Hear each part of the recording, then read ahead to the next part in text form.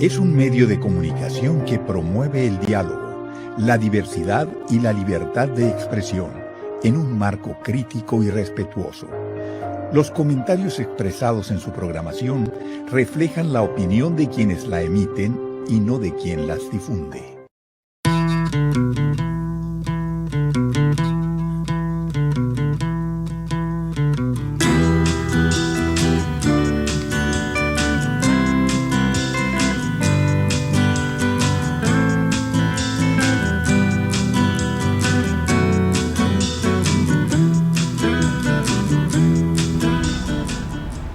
De ciertas letras tiene el agrado de presentar al escritor, docente, investigador e historiador Alfonso Torúa Cienfuegos, quien en esta ocasión nos hablará sobre su último libro, Cananea Roja. Es un libro publicado por la Universidad de Sonora, pero además tiene varias producciones, varias obras publicadas en el transcurso de su carrera. Maestro, ¿qué nos podría decir? Pues antes que nada agradecerte mucho la invitación que me haces, Marcos. Para mí siempre ha sido muy satisfactorio volver a la Universidad de Sonora, mi alma mater, y donde tengo muchos amigos como tú y como aquí los compañeros camarógrafos. Y en fin, ¿verdad? Para mí siempre es un placer venir a la universidad y sobre todo agradecerles, ¿verdad?, el gran apoyo que siempre me han brindado en las cuestiones de editoriales para publicar trabajos. Entonces, muchas gracias. Alfonso Torúa es egresado de la Universidad de Sonora, ¿no? Sí. Pero vamos a leer una pequeña semblanza del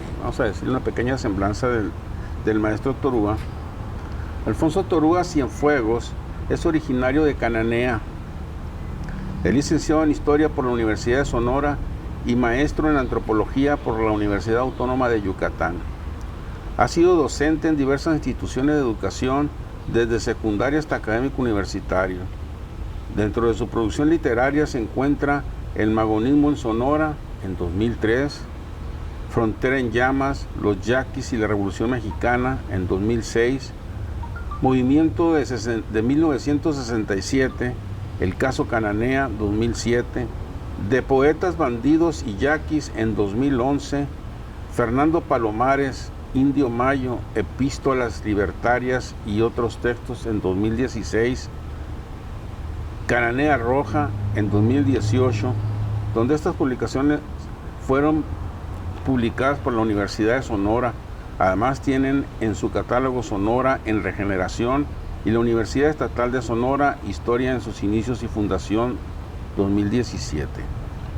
También ha publicado en publicaciones periódicas y ha participado en diversos comités editoriales de revistas científicas y culturales. Lo mismo tiene una actividad dentro de la radiodifusión, participando en radios comerciales, pero sobre todo en radios comunitarias. Actualmente es colaborador de Política y Rock and Roll, Radio 106.7 FM en Hermosillo y de la XFQ de Cananea, Sonora.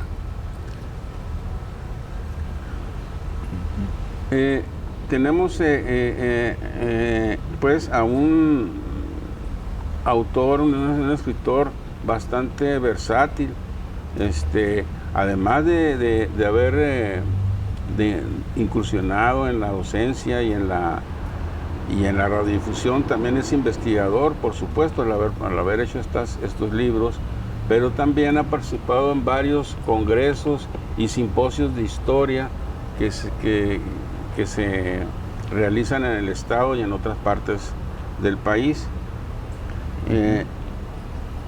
Siempre con su temática sobre Cananea. La mayoría de sus trabajos es un especialista en Cananea, ¿cierto? Pues de alguna manera se puede considerarme como cronista, no oficial de Cananea. Pues yo soy de Cananea, me gusta la historia, por lo tanto conozco algo de la historia del pueblo. Pero bueno, yo más bien me he dedicado a profundizar en el estudio de las actividades de los hermanos Flores Magón, o del Partido Liberal Mexicano, que ha pasado la historia como el magonismo. Inclusive pues aquí mi licenciatura, la tesis de la licenciatura de Historia, que como tú dices, yo soy egresado de aquí de la escuela, fue el magonismo en Sonora, 1906-1908, historia de una persecución. Ese fue el primer trabajo que me publicó la universidad, que por cierto pues ha tenido pues, relativo éxito este trabajo. Después de ahí siguió la tesis de maestría, Frontera en llamas, los yaquis en la Revolución Mexicana, después Poetas, bandidos y yaquis, el libro de Fernando Palomares, este indio mayo, que fue íntimo amigo de Flores Magón y que recorrió pues todo el largo trecho revolucionario junto con él. Y en fin, ¿verdad? Sonora en Regeneración, que es más bien el trabajo último, el penúltimo es Cananea Roja. Sonora en Regeneración pues son todas las notas relacionadas con Sonora que salieron en este periódico Regeneración.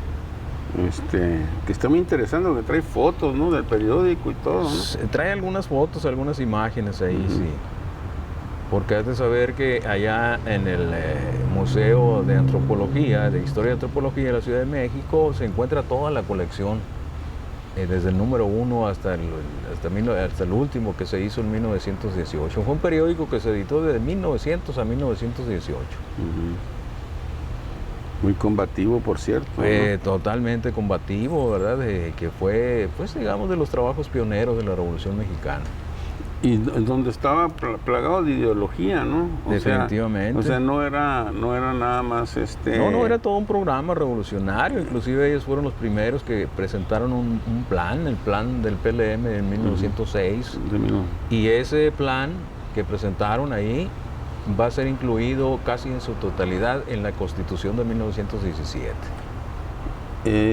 Como veremos que los Flores Magón sí eran unos verdaderos intelectuales, ¿no?, de la revolución. Fueron intelectuales, mexicana, ¿no? Fueron escritores, fueron periodistas, fueron dramaturgos, y sobre todo pues ese afán de querer cambiar el mundo, que ellos consideran injusto, sobre todo para los trabajadores. Eso es. Pues como ustedes verán, ese es uno de sus libros, ¿no?, llamado Regeneración, el periódico de los Flores Magón. Sonora en Regeneración. Sonora en Regeneración. Y así pues hay otros. También publicaste uno sobre la UES. Sobre la UES hicimos un trabajo, fíjate, eso es una monografía que habla un poco sobre la historia de cómo creció, cómo nació, cómo se fundó la UES en sus inicios, ¿verdad? Como todos sabemos, pues es una institución que pues poco a poco, ¿no?, ha ido agarrando prestigio. Y yo pues hice este modesto trabajo sobre sus orígenes. ¿Y este número 12 fue tu primera publicación? Este número 12, no, esta fue como la segunda o tercera publicación, pequeños folletitos que sacaban, y yo saqué el tema del 67 en Cananea. Ya ves que sobre 67 se han escrito muchas cosas, pero se han escrito mucho sobre la Universidad de Sonora y de Hermosillo, siendo que fue un movimiento que abarcó todo el estado, y obviamente Cananea no podía quedarse fuera, y aquí viene relatado pues cómo sucedieron las cosas. Muy bien, maestro. Vamos a hacer una pausa y continuamos. Claro que sí. Con la plática, que está interesante. Muy bien.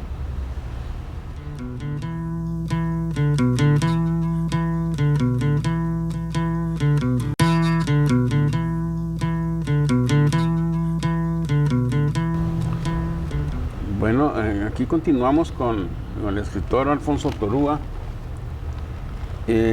y ahora vamos a centrarnos, vamos a hablar sobre su último libro, Cananea Roja, que es un libro muy interesante. Este es un libro, por el título, que ha de ser una cosa muy sangrienta o una cosa muy de izquierdosa, pero no. Sí, y luego Cananea, ¿no? Y luego Cananea, pero no, esto es un estudio o es una recopilación de las notas periodísticas, principalmente la nota roja del periódico Intruso de Cananea, Sonora, un periódico que fue muy leído y muy famoso en Cananea, por allá en los años 30, 40, ¿no? Fue un periódico que se editó de 1921 a 1969 de manera diaria. O sea que son miles de periódicos y los que yo consulté para poder sacar este trabajo sobre la nota roja. En un periódico tú sabes que puedes encontrar información diversa, economía, sí, sociedad, cultura, en fin. Pero yo me centré en este caso en la nota roja porque me llamó mucho la atención de cómo hace 100 años la delincuencia y todas las notas que tienen que ver con la criminalidad eran muy altas. Había mucha criminalidad, mucha prostitución, mucha drogadicción, robos, asesinatos, feminicidios, suicidios, incendios que devoraban cuadras enteras, porque Cananea estaba hecha prácticamente de madera y agarraba vuelo una casa y agarraban cuadras enteras. Sí. Entonces, los accidentes también, que hubo muchos en Cananea. Tú sabes, la mina pues es una industria de mucho peligro de mucho para riesgo, los trabajadores, sí. Entonces también, ¿verdad? Tenemos por ejemplo, un capítulo dedicado a las damas, las femme fatales, les llamo yo, que son esas mujeres que se impusieron en la vida nocturna de Cananea de los años 20. Hay unos personajes ahí como La Pata, por ejemplo, que regenteaba una casa, ¿no?, de asignación, unas mujeres con mucho carácter, aparte de muy bellas. Porque imagínate, en los años 20 se acababa de acabar la Revolución Mexicana, todo el mundo andaba armado, todo el mundo solivantado, y sin embargo estas señoras dominaban la escena ahí, ¿verdad? No solamente dentro de la zona de tolerancia, sino que muchas veces trascendían en el pueblo. O sea, parece una película, ¿no? Y además era gente que tenía mucha influencia, porque muchos funcionarios del municipio iban y se metían a los congales que ellas tenían, entonces tenían una información tremenda y imagínate, ¿no?, todas las cosas que lo harían los funcionarios. Entonces te digo, Cananea Roja está basada en el periódico El Intruso, que como te digo, de 1921 a 1969 se publicó en Cananea. Pero esto también es esa recopilación de nota roja. ¿Por qué la nota roja? ¿No había otro tipo de...? Sí, como te digo, tú puedes sacar ahí cuestiones sociales, por ejemplo, los matrimonios, los nacimientos, pero también, por ejemplo, cuestiones del comercio, cuáles eran las tiendas, qué productos ofrecían, las cuestiones políticas, obviamente, ¿verdad?, elecciones, los tejes y manejes, las denuncias que hacían a diferentes funcionarios, y en fin, lo que es un periódico, inclusive hasta deporte, ¿no? Cananea muy aficionado al béisbol, al básquetbol, por lo tanto muchas notas, pero a mí me llamó la atención la nota roja. La nota roja. ¿Verdad? Porque muchas veces pensamos que los tiempos de antes eran muy tranquilos. Y que hoy estamos viviendo una gran violencia, pero no es así. Yo lo veo aquí, por ejemplo, que en los años 20, los truculentos años 20, pues había como te digo, una criminalidad muy alta. Por ejemplo, tenemos un capítulo dedicado a soldados. Era muy frecuente que los soldados se agarraran a balazos en las cantinas, en las calles, entre ellos, o que agredieran a otra gente. Por ejemplo, una ocasión, en un solo día, se mataron 3 soldados, ¿verdad? Otra cuestión que me llama mucho la atención son los rayos. Ahí en Cananea los rayos pegan muy fuerte y hay muchos muertos. Yo la primera muerte que recuerdo es precisamente cuando era niño, era muerto por rayo. Y hubo una ocasión aquí que yo relato, que relata el periódico El Intruso, que también 4 personas murieron en una tormenta de un solo día, ¿verdad? Y bueno, cosas así vienen en el trabajo. Inclusive hay un capítulo dedicado a perros, ¿verdad? A los perros, muchas veces por también entrar en la criminalidad, mordían gente, agredían gente, o también muchas veces sufrían de la crueldad de la gente, ¿verdad? Mataron al capitán, por ejemplo. El capitán era un perro que ayudaba mucho a su dueño porque era vaquero, y el capitán le ayudaba con las vacas y los animales, pero un día pasaron unos vagos ahí y lo agarraron al tiro al blanco. Como no tuvieron a qué tirarle, le tiraron al pobre capitán. Y cosas así rescatamos en este libro, Cananea Roja, que como tú dices, pues fue publicado también por la Universidad de Sonora. Fue publicado por la Universidad de Sonora y es muy, muy entretenido este libro, ¿eh? Tiene los textos de las notas rojas publicadas en El Intruso y los comentarios que hace el maestro Torúa de esos hechos, ¿no? No solamente es la transcripción, sino también el comentario para ubicar en contexto los hechos ocurridos en esa época.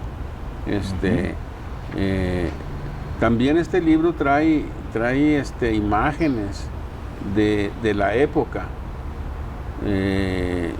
Por ejemplo, donde estaba el periódico Intruso, o la imagen del Palacio Municipal, de la Casa Green, la famosa Casa Green, ¿no? O sea, es muy famosa. En fin, o sea, además está ilustrado, pues, ¿no? Es un libro bastante atractivo que ustedes, pues ojalá lo pudieran conseguir porque ya está agotado, ¿no? Fíjate que también otra importancia de este libro, Marcos y auditorio, es que tiene que ver mucho con el periodismo. Sí. ¿Verdad? Cómo maneja la nota roja don Santiago Rivas, que era el editor del periódico, el dueño del periódico, además, de cómo hace una historia, un cuento de cada caso, ¿verdad? De cada uno de los acontecimientos. Con una pluma extraordinaria de cómo se maneja, no es el amarillismo que hay ahora, ¿verdad? Sino que es la nota muy bien manejada, muy bien estructurada y muy bien presentada. Sí, ¿no? O sea, podría hacerse, dentro de un análisis periodístico para los comunicólogos, por ejemplo, hacer una tesis sobre los periódicos de los diferentes municipios, ¿no? Aquí hubo un estudio que se hizo sobre el periódico Información, me acuerdo. Sí. Y sobre el periódico El Pueblo hay otro, ¿no? Y ahora fíjate, sobre El Intruso de tu trabajo, o sea, ya son 3 periódicos que han sido estudiados, no todos con la misma temática, línea, sino que los otros fueron hechos por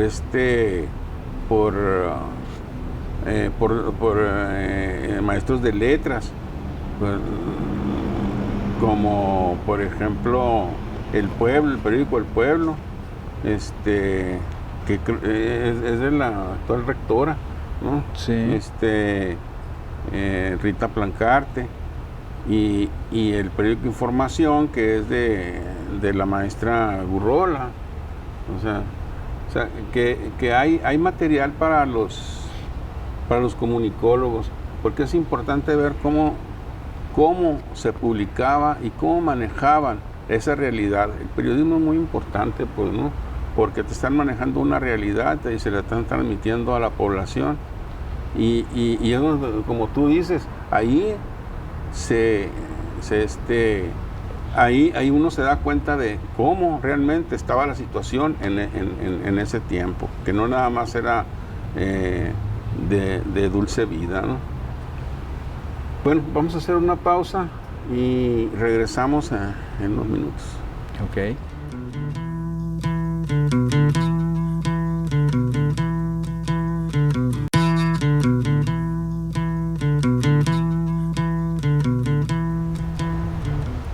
Regresamos con el maestro Torúa y pues continuamos con Cananea Roja, que es una obra bastante interesante, de Cananea, de la época de principios del siglo pasado, y es importante saber qué anécdotas hay por ahí. ¿Qué nos puede decir? Pues fíjate, a mí me gustaría leerles una parte que se llama La fatídica muerte de la Pata. La Pata era un personaje que habitaba la zona de tolerancia de Cananea en los años 20 del siglo pasado y que cobró fama en el mineral por su belleza, por su conducta y por provocar grandes escándalos ya que a pesar de que las mujeres que habitaban la zona llamada en aquellos tiempos el Taperito, tenían prohibido salir de ella.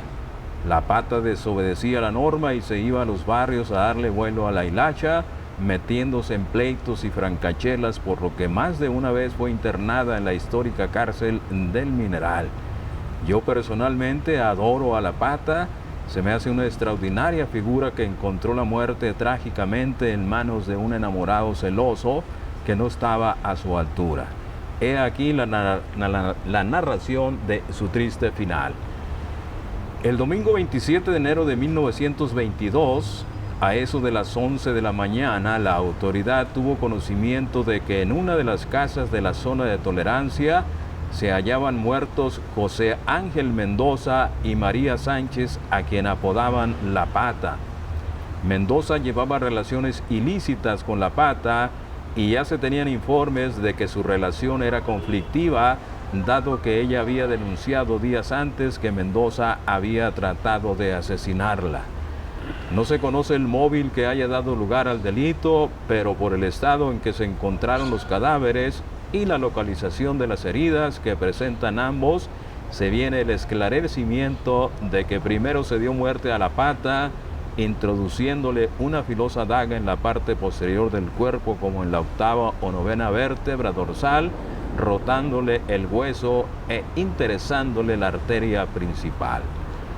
Él mostraba una herida de pistola, presentando 2 orificios, uno de entrada en la oreja derecha y otro de salida en la sien del lado izquierdo, produciéndole una muerte instantánea. La Pata se encontraba bañada completamente en sangre el cuerpo y la cara, y él presentaba una leve herida en el dedo pulgar de la mano izquierda.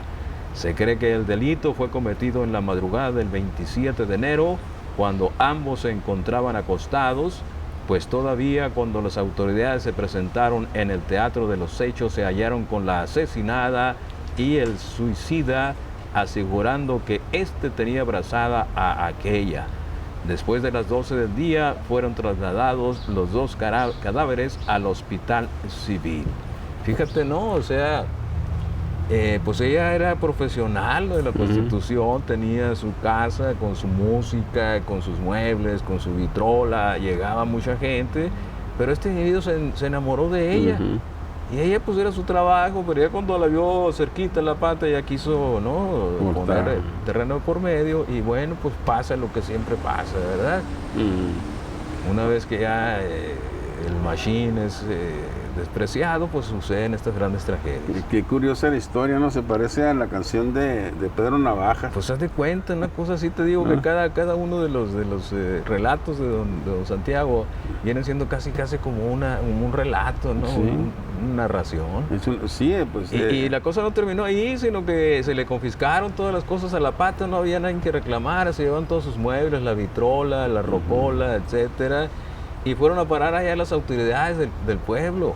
Como nadie le reclamó, pues se hicieron las autoridades de todas esas cosas, ¿no? Y esa fue, y así como La Pata, pues había muchas, ¿no? Había la Chayo también, que era una que regenteaba una casa que también era tremenda. La Madame Lili, por ejemplo. O sea que... La Madame Lili atendía un centro de prostitución donde iban puros norteamericanos y chinos. O sea, bueno, Cananea fue un cantón chino, ¿no? Hubo muchos chinos ahí hasta 1932 que se le expulsa. Y también tenemos un capítulo dedicado a chinos, precisamente. Y parece, se me figura a mí que al ser una ciudad ya era una ciudad cosmopolita, pequeña, cosmopolita Cananea, porque desde que nació Cananea fue ciudad casi, ¿no? O sea, fue una ciudad con todos los adelantos tecnológicos, ¿no? Y con todos los adelantos, ¿verdad? Contábamos con luz eléctrica, con drenaje, con agua, con teléfono, con telégrafos, con taxi, con estación de ferrocarril, con gas entubado, con todas las comodidades de una gran ciudad. Y yo creo que por el desarrollo industrial, ¿no? O sea, y por la relación social de los obreros, esa característica que tiene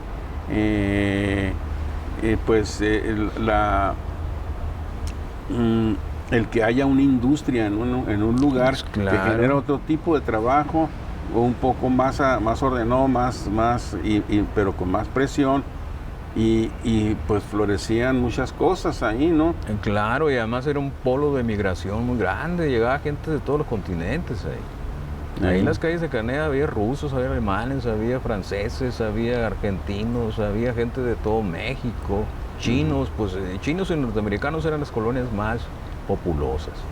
Sí, ¿no? Y te digo, viene un capítulo dedicado a chinos también. Muy interesante, ¿verdad? La vida de los chinos en los pueblos. Y también pues vemos la gran injusticia que se cometió con ellos.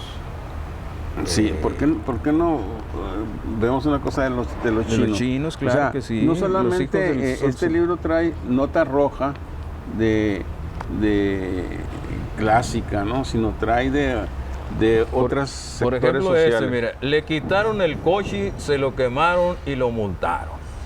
Al chino Lee se le puso matar un cerdo para expenderlo en el mercado, pero resultando que el animal tenía la contagiosa enfermedad de la triquina, se le ordenó que no debía de expender aquella carne, a lo que el hijo de Confucio se resistió, pero el revisador del rastro dio parte a la autoridad, quien ordenó fuera tirada la carne del cerdo aquel, en vista de que todavía así se le había metido entre ceja y ceja recoger la carne de la basura. El señor síndico ordenó incinerarla, no sin antes habérsele impuesto al simpático chinito una multa de 20 pesos que quedó ingresada en la tesorería. Y luego esta sigue corriendo sangre. El miércoles 4 de enero de 1921 fue herido un hijo de Confucio por un pariente de Marte, o sea, un soldado, quien sacó la pistola y disparó sobre él un tiro haciendo tan buena puntería que hizo que la bala se le fuera a introducir en el cuello 2 pulgadas debajo de la mandíbula inferior del lado derecho y saliendo por el lado contrario a 4 pulgadas debajo del pabellón de la oreja izquierda. El heridor forma parte de la fuerza militar que guarnece esta plaza, ¿verdad? O sea, un chino contra un soldado. Y bueno, de esos casos hay muchísimos, ¿no? Sí, como ven ustedes, Cananea Roja es una obra muy importante no solamente para Cananea, sino para toda la comunidad sonorense. Y principalmente por los estudiosos del periodismo, porque se pueden dar cuenta de la forma, del discurso, de cómo se narraba, cómo se escribía, y también una herramienta para los sociólogos y para los historiadores que puedan retomar de la microhistoria, ¿no?, algunos elementos de cómo era la vida cotidiana en aquel tiempo. Nos queda ahorita ya muy poquito tiempo, ya no tenemos tiempo, y esperemos volverlo a tener otra vez aquí, maestro. Claro que y sí. De Ciertas Letras le da las gracias por haber aceptado venir a esta entrevista. No, al contrario, le agradecido soy yo. Y pues le damos gracias al público por su presencia. Muchas gracias. Muchas gracias.